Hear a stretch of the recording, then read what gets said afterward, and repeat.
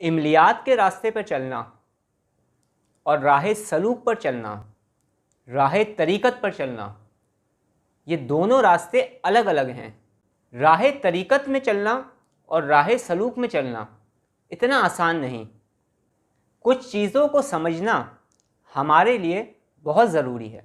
इमलियात का रास्ता, राह तरीक़त, राह सलूक, ये दोनों रास्ते अलग अलग हैं, इनको एक मत समझिएगा। राह सलूक और राह तरीक़त में चलना इतना आसान नहीं।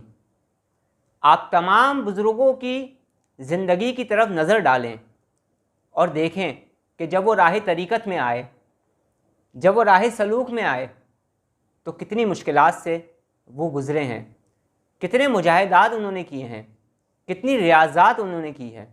इमलियात का रास्ता बहुत आसान रास्ता है बानिस्बत राह तरीक़त और राह सलूक के। इमलियात पर चलना भी इतना आसान नहीं, लेकिन अगर आप राह सलूक की, राह तरीक़त की बात करेंगे तो फिर मैं अपने तजुर्बे के मुताबिक ये कहूँगा कि इमलियात पर चलना बहुत आसान है।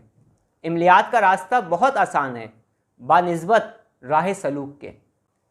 हाँ, ये अलग बात है ये अलग बात है कि इमलियात के रास्ते को अब मुश्किल बना दिया गया है। इमलियात का रास्ता मुश्किल क्यों बना दिया गया है? इसके पीछे एक माइंड सेट काम करता है।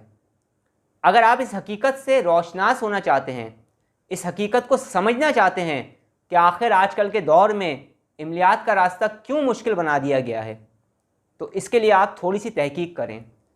क्योंकि अगर आज मैं आपको वो बातें समझाने की कोशिश करूँगा तो मुमकिनात में से आपकी समझ में उस तरीके से ना आए जिस तरीके से आप ख़ुद तहकीक करके समझ पाएंगे। इमलियात के रास्ते पे हर शख्स चल सकता है।